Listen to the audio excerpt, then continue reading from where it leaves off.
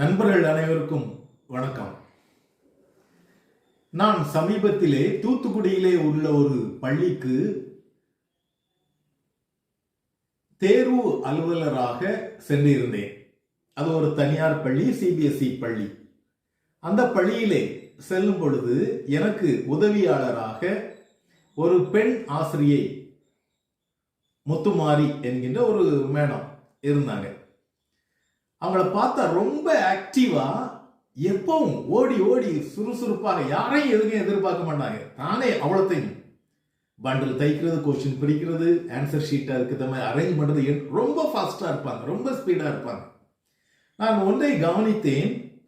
வருகின்ற ஆசிரியர்கள் எல்லாம் அவர்களை பார்த்து,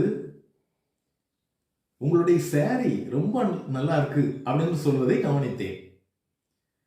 இன்னொரு ஆசிரியரிடம் கேட்டேன், ஏன் அவர்களிடம் அவ்வாறு சொல்லுகிறீர்கள் என்று சொல்லும்போது அவர்கள் சொன்னார்கள், அவங்களுக்கு அப்படி சொன்னா பிடிக்கும் அப்படின்னாங்க. நான் அவங்க கிட்டே, முத்துமாரி மேடத்துக்கிட்டே நேரில் கேட்டேன்.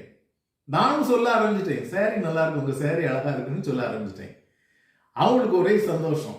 ஏன் என்று கேட்கும்போது அவர்கள் சொன்னாங்க, சார் அப்படி சொல்லும் பொழுது எனக்கு ஒரு பாசிட்டிவிட்டி கிடைக்கி, பாசிட்டிவ் வைப்ரேஷன் கிடைக்குது, என் மனதுக்குள்ள ஒரு பூரிப்பு கிடைக்குது என்று சொன்னார்கள். பாருங்க, நீங்க ஒரு மனுஷனை பார்த்து, ஏன் பண்ணைக்கு இவ்வளவு டல்லா இருக்கா, ஏன் உன் முகமே சரியில்லை இப்படி சொன்னா ஆட்டோமேட்டிக்காவே அவன் டல்லாயிரும். ஆட்டோமேட்டிக்கா அவன் மனது ஒரு மாதிரி நெகட்டிவிட்டி வந்துடும்.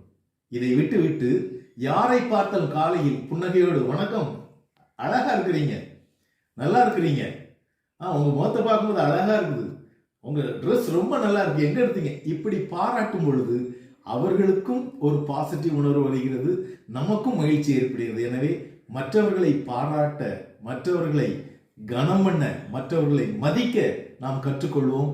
நமக்கு மதிப்பு தானாக வந்து சேரும். நன்றி. இந்த நாள் இனிய நாளாக அமையட்டும்.